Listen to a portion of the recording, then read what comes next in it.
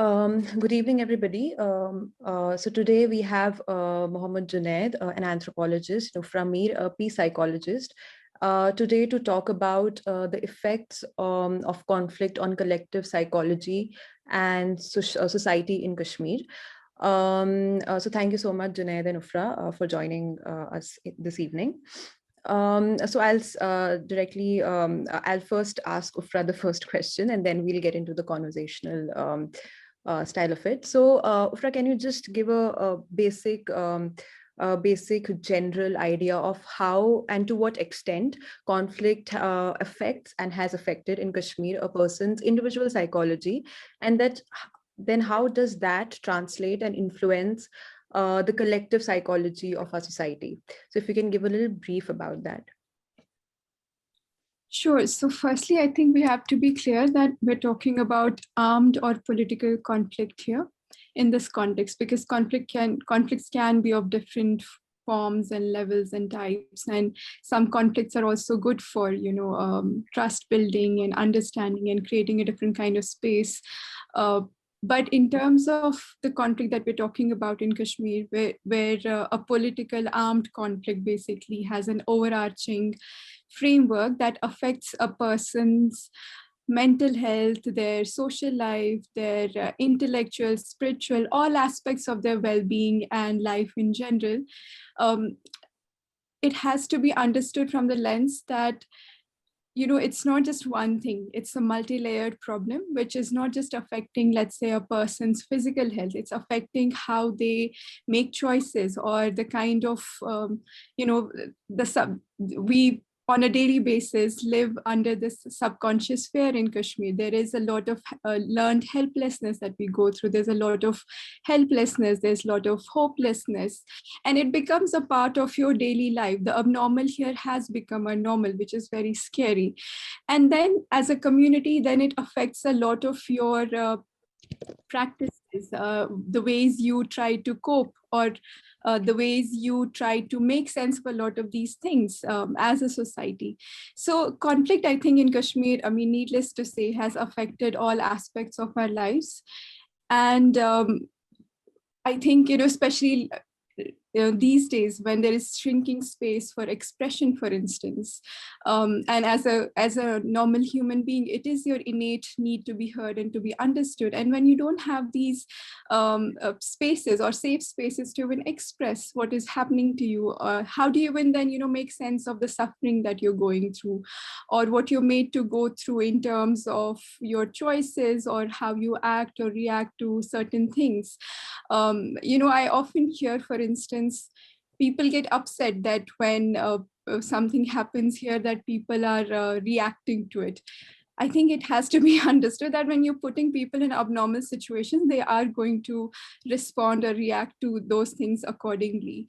And for me, as a peace psychologist, having been practicing on ground for the past decade here, what I'm really scared about is the abnormal becoming normal for us also as a community, because in that, I think there is a lot of growing sense of numbness.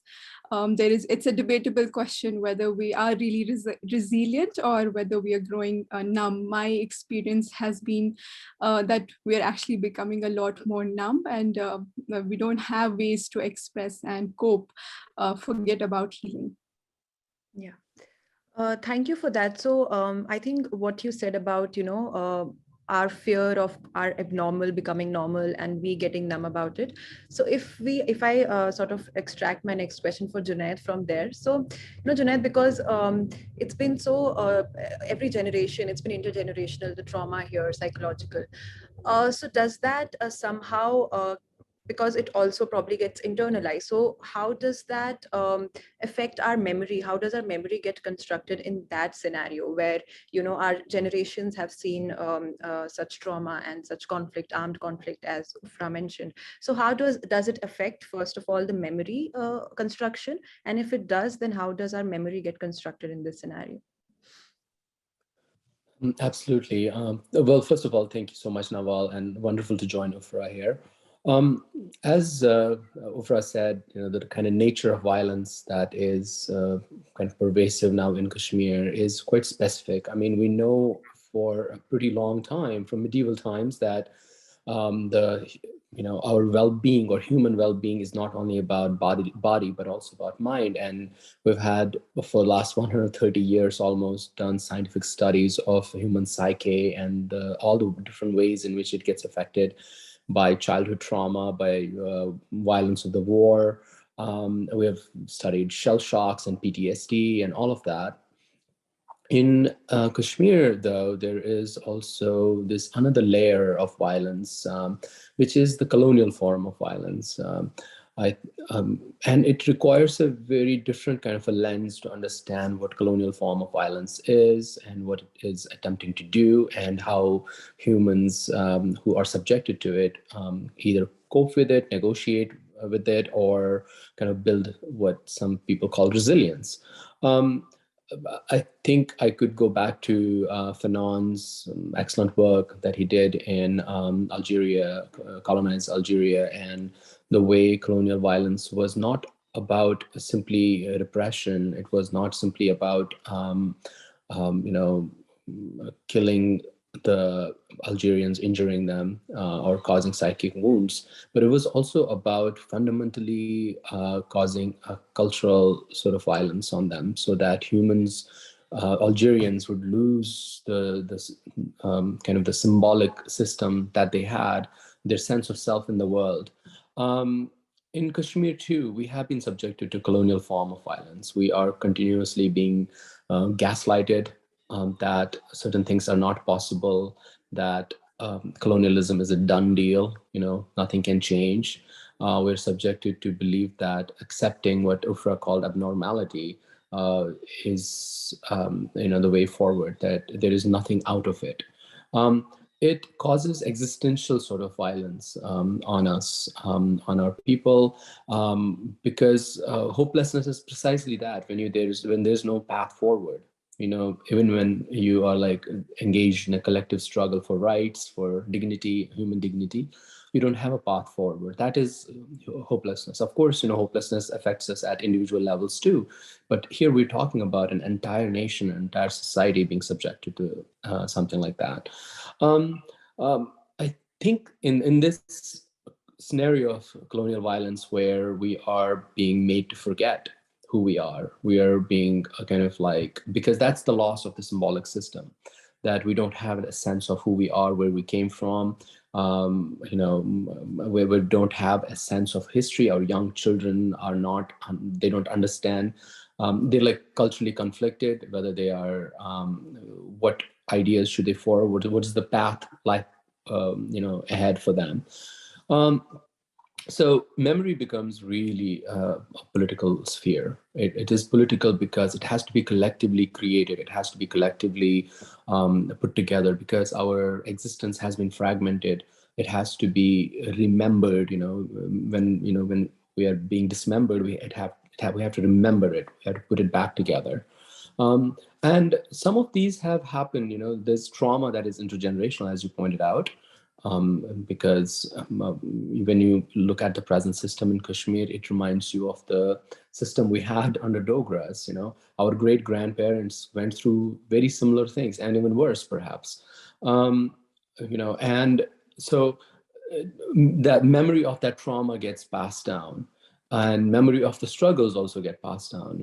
We kind of, our older folks tell us stories, they tell us who we are, in their jokes, in their dark humor, in their songs and poetry and music and literature. All of that memory of who we are gets passed down, because that's precisely where the colonial regime wants to target us. They want us to forget.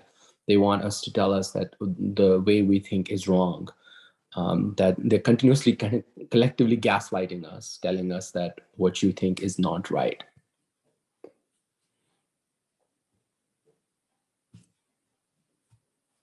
I'm sorry, he was muted. So yeah, thank you, Junaid, for that. I mean, it was very insightful in the terms of how memory is a political sphere, and we, all of us, sort of collectively and consciously constructed because it's being dismembered by some structural forces here. So Ufra, because you've had a decade of experience of working here in Kashmir. So when we're talking about intergenerational trauma, so can you explain a little of which age group or which gender is more vulnerable to trauma, if there is any such thing? And you must have worked with children, and you must have worked with their parents and their grandparents. So do you see a kind of a difference in how they internalize trauma, how they see it, the difference between the difference in their resilience, difference in their response to trauma? So a little bit on that, if you could tell us. Yeah. Firstly, I think intergenerational trauma is something that still needs a lot more research and a lot more awareness about, and globally, it's not just in Kashmir context. From my experience, I'm not a clinical psychologist, so my work has been really at the intersection of understanding conflict and psychological lens of what happens here and how to support people. And it has been more at a community level, and obviously that includes individual interventions as well. So in any kind of conflict place, women, children, and other vulnerable groups, which can include, marginalized communities, minorities, people who have maybe gone through abuse, families maybe who have a history of domestic violence, for instance. All of these, sometimes even elderly, can form more vulnerable groups who are more prone to actually experiencing a lot of this. And then when we add a layer of, firstly, trauma is, I think sometimes trauma is misunderstood in the context we talk about, because especially as young people, we use it as a slang a lot of times. And trauma, is a reaction. It's a painful experience of something that can happen. Let's say there's a death in the family. You can experience trauma because of that as well. But over time, you have some coping mechanisms, and you learn skills, so you can, you're supposed to recover. In Kashmir context, the problem is we never actually get the space to recover. And that's why even the term PTSD, I don't think is the right term here, because we actually go through an ongoing trauma. There is never a post. It's an ongoing thing, which is, I think, a similar thing that's happening in Palestine context as well. So from that perspective, and I was actually just reflecting on this question, and while this does need a lot more evidence and research, but if I have to speak purely from my professional experience on ground, we don't sleep at night without locking the doors. Where does this come from, or and wherever you go, like I was abroad and I could never sleep without locking all the doors in the house. Parents, our grandparents, basically, they advise us to do that. So that's where it's coming from. Yeah. Or how subconsciously, like when we leave our homes in the morning, how do we prepare ourselves? Because we're always kind of under that fear that we may not come back alive. Our brains are always kind of on that hyper arousal mode. It's okay, like when you're facing stress in normal situations, you go through a lot of reactions, which we in psychology call flight, fight, or freeze, fawn response. But in Kashmir context, our brain is always hyper vigilant because you're always thinking about your safety. Or in 90s, for instance, there was this midnight knock syndrome that was actually understood. It was actually experienced by some people who were taken away during night raids, for instance. And then even after they got back to their homes and they grew older, they would, at a certain time, like at 11:30 or midnight, they would get up and start getting ready because they thought, they would still be taken away. And how their kids have also had that impact in their lives. So a lot of these things which have become a part of our daily lives and practices today, they have come from a certain kind of a place which our grandparents or parents have experienced, or how, for instance, a lot of our parents don't let us burn firecrackers. Like I get a lot of anxiety because I cannot differentiate between the sound of a firecracker or if there is actually firing happening around in my area. So a lot of these are simple, small examples, but they actually have impacted lives of many people. They have, caused disruptions in their daily functioning.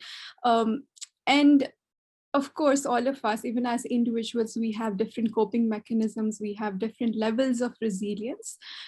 And sometimes I think, and what I've seen on ground, children, because they're much more creative, they often find different ways to cope up. Like I've seen that happening in 2019, I've seen that happening in 2016, or even like after COVID happened. But overall, I think, for instance, our parents' generation, a lot of their psychosocial support comes from talking to their siblings or being really close to, relatives. For our generation, it's different. I think we find support in different ways, maybe having more access online, or having friends, or hanging out, with friends, or with them it's different. So every generation, I think, has a different way to respond to it. But because it's also intergenerational, a lot of it becomes then a part of your family routine, a part of your community routine as well, because the memory somewhere is, as Junaid was just talking about, it becomes this community memory. We, all of us, when the trauma is still there, it hasn't been resolved, somewhere we also get stuck in time. We haven't really had a lot of time for mourning also. There's a lot of repressed grief over time, which obviously, like people who from our generations, I think we have a lot more awareness in terms of language. I think we can kind of express it in different ways. But with our parents, I don't think they're able to communicate it the way we do. They have their own ways. I think storytelling, I think, is a great way, especially in Kashmir context, because we have a lot of rich traditions, and spirituality is another form where I think a lot of women, especially the kind of spaces we have in Kashmir, utilize these spaces for that kind of healing. Yeah. Thank you so much. But yeah, like you said, children and young people are more creative in being resilient to all these the trauma, the structure violence that we are going through. So Junaid, if you could, living in this environment, living under structure violence, there is at one hand we have collective suffering that we all are experiencing. Then individuals have their own sufferings, be it family, be it professional, personal. So how does a human mind, or the values that humans throughout their life have inculcated, how do they navigate through collective suffering and individual suffering in a place like Kashmir? That's a great question. Thank you. I mean, all of the things that Ufra was mentioning are like amazing points about like what has happened, and especially the thing about Midnight Nostrum.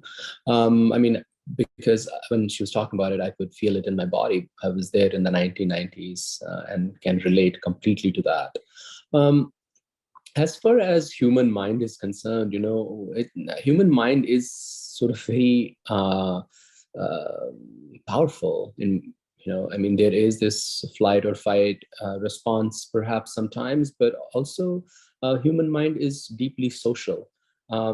We individuals cannot cope without collective social sort of resources being available.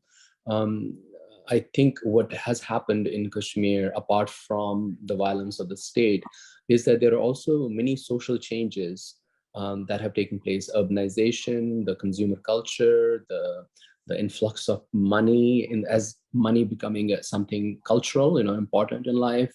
Although I'm not saying that people have a lot of it. There's huge unemployment and all of those things, and the economic crisis that the sieges have caused. But all of these changes, what they lead to is corrosion of our social space. I had earlier mentioned the symbolic resources. And when I say symbolic resources, those are like these mental maps of reality. How do we navigate in the world? What actions have meanings? What are the cultural norms and traditions that we must live by? What are the codes, ethics of what is good and what's bad, right and wrong? All of those are mental maps of reality. If we did not have them, we'll just be lost in the world. And Kashmir has its own unique culture, like every other society has its culture. We have our own culture, which we have inherited and developed and contested, and there's like continuous negotiations between different people who navigate that. Like women are fighting patriarchy, or we have certain elements of caste system that people have been trying to fight against. But all of this is part of the larger symbolic cultural system that has gotten highly disrupted by the state violence, but also these changes that have taken place in society. Individuals will not be able to cope unless we kind of rebuild some elements of that, unless we kind of hold on to certain things. I can give one example. For instance, I remember even until the early 90s, in the villages, children were kind of raised together by the community. You know, if you were a mom, you could like leave your child behind, and there would be other moms who just take care of your child. So motherhood, parenthood was collective responsibility, and children used to kind of like call many people their mothers. Right. There'd be Bade Obu and this Obu, and all of that used to be there. And what it used to do was it would provide our children kind of a support system, and adult care that was parental, that was caring, and that has gotten highly disrupted with like people moving because of jobs, because of violence. So many people have been displaced because of violence. So many people have tried to look for, Srinagar became a huge city because of this rural migration to the city. All of that disruption has taken place, and kids now are alone often. Parents don't have those same cultural resources available to them that they used to have. So there's a lot of alienation in society. We have children kind of being, I think there is both twin, this idea that children are forced into drug abuse, but also because of the availability of drugs, which is happening in this highly securitized, Yeah. there's parinda bhi par nahi maar sakta, but there is like so much drugs in society, right? So that is a deep societal problem. I think that the colonial form of violence tries to destroy the society. It's not simply about controlling the land and whatnot. It's about complete cultural destruction of the natives. And how do we guard against it is really what, like for instance, Ufra was mentioning earlier, retelling our stories, holding on to those symbolic systems that we have inherited, and kind of not returning to the past, because past was not any more prettier than the present, but somehow getting some elements of that past and trying to build something new in the present that can kind of provide the resources, both cultural, symbolic, and material resources for our society to cope. Right. So now we're talking about resources in the society. So Ufra, can you give us a little idea of, you talked about how we don't have safe spaces to talk about our whatever we're thinking, or our mental health. So has there been a progress in these spaces, these avenues of dealing with what we go through in Kashmir? And not just, I'm not talking only about on the medical or the health services level, but also maybe community ground level. Has there been a positive progress? Has there been a progress in these avenues that are present for us? Again, I think anything I would say would be a vast generalization. So I'm just, again, purely speaking on my professional experience ground. For instance, in mental health, we actually have an ongoing mental health crisis in Kashmir, where I think, honestly, every Kashmiri is going through something or has been affected at some point. And for that kind of a big problem, we still have very few psychiatrists and very few psychologists. And then add to this a layer of unawareness on ground. People still don't know, for instance, who to seek support from. There's still so much of misinformation and unawareness about, for instance, what's the difference between a psychiatrist and a clinical psychologist or a psychotherapist. And then obviously there is no system, and the infrastructure is really weak. We still have very few hospitals. And a lot of people go to, let's say, a psychiatrist with the hope that they will listen to their stories. But a psychiatrist is so overburdened. A psychiatrist usually has 3 to 4 minutes per person, and they prescribe them something, and this person comes out very disappointed, thinking that, oh, this was the space maybe for me. So over years, what I've realized, especially when I started working here, and I realized soon that there were not enough spaces to actually express, and safe space in that way was a big thing. Like, it was actually a privilege and luxury to have safe space. So I've been doing a lot of these community safe spaces where I call these zoned up sessions, where people come from communities. They share their stories of resilience, of struggles, not just about mental health, but generally what is conflict doing to them, in other ways. There's financial crisis, for instance, there, because conflict is not just one thing, as I was saying. It has also impacted psychosocial, economic, spiritual fabric of the society. So this is a space where people come and share their stories. And I also try to get experts from mental health and other fields, so that if people have questions about certain things, they can be answered. And over time, I think my hope and belief in the safe space thing has become even more important, because now, as we have more shrinking spaces, these spaces are going to be only very important, because 2019, for instance, changed so much. I think we have hardly actually spoken about it. We have hardly had space to mourn or express our grief or anger or whatever. So these spaces are only going to be important. But again, the problem in Kashmir is, if I speak again from mental health perspective, there are firstly very few professionals, and then very fewer of them actually practice with ethics and proper professional guidelines. So that also keeps people from seeking support. So in that way, I'm not sure honestly if it has increased positively or not. But what I've seen, for instance, in 2019 or 20, community as a whole is a really, really important factor in our existence as Kashmiris. I think we really come together as a community in times of crisis, and we try to help out, we empathize, we do a lot of things, like in terms of whatever people can do at their own levels. But I've seen community as a very important factor, and this can also be because of our traditions, cultural and spiritual religious practices as well. But I think that also, again, from a mental health or other perspective, really, really has been helpful for us. In mental health, I think there's one thing that people always forget about, which is a psychosocial support.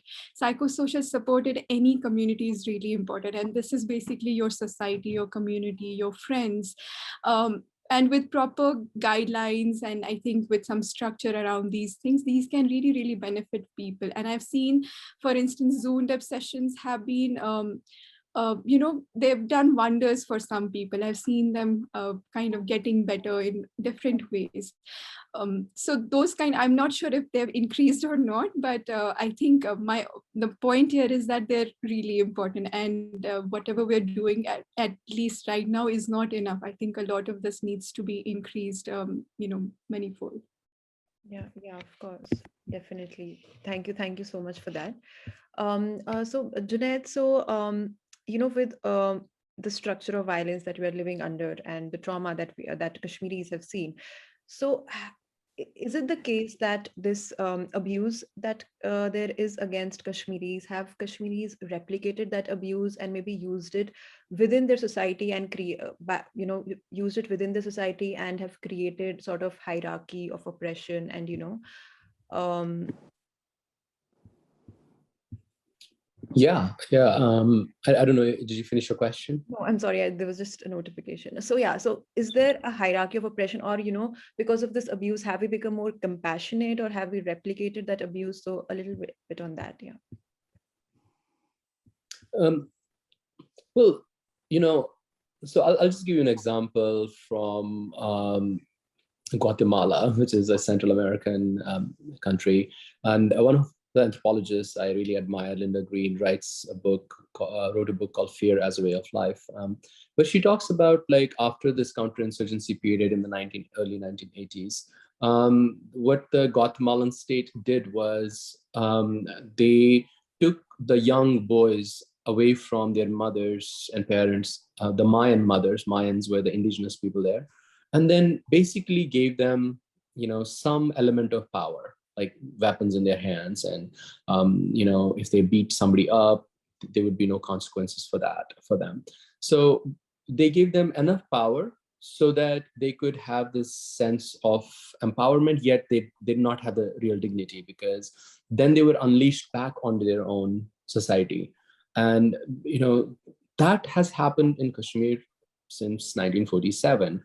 And its worst manifestation was the Ikwani Menace in the 1990s, who were taken away. I mean, if I studied them when I was doing my research, their role was primarily to go back and hurt their own community, because they were given weapons, they were given, some amount of money. It wasn't too much money, but just enough money.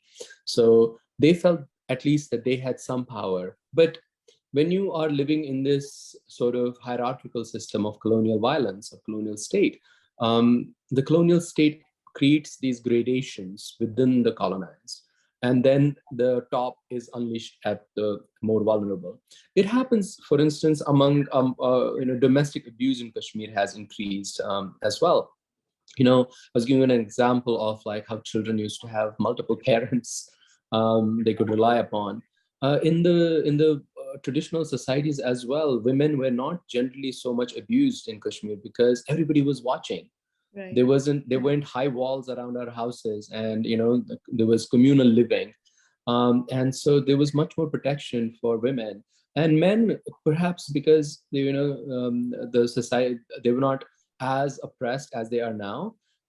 They did not like necessarily channel back that violence against the more vulnerable. Now what is happening is that a lot of men who feel made impotent by the colonial violence, who cannot respond in protest or resist, then they turn that violence against their own women.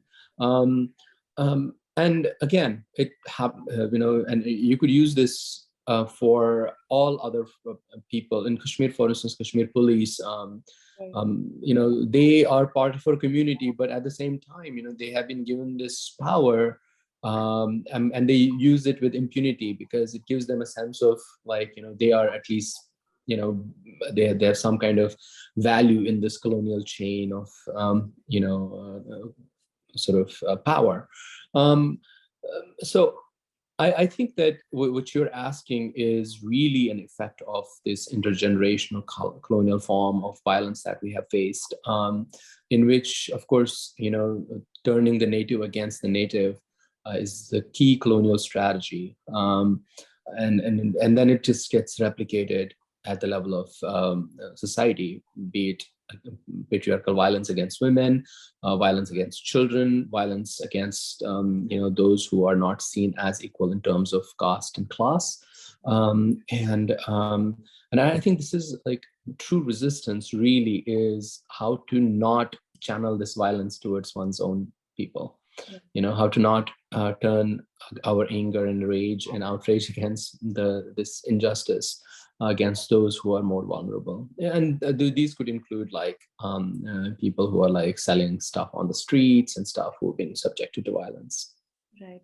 Yeah, thank you. So basically, that's how our social fabric is sort of crumbling down, which Ufra, you also spoke about how psychosocial and economic fabric of the society basically crumble. Can you sort of say a little more on that, on how social fabric crumbles down because of this structural violence and the collective psychological violence that Kashmiris are going through? I think Junaid kind of summed it up really nicely.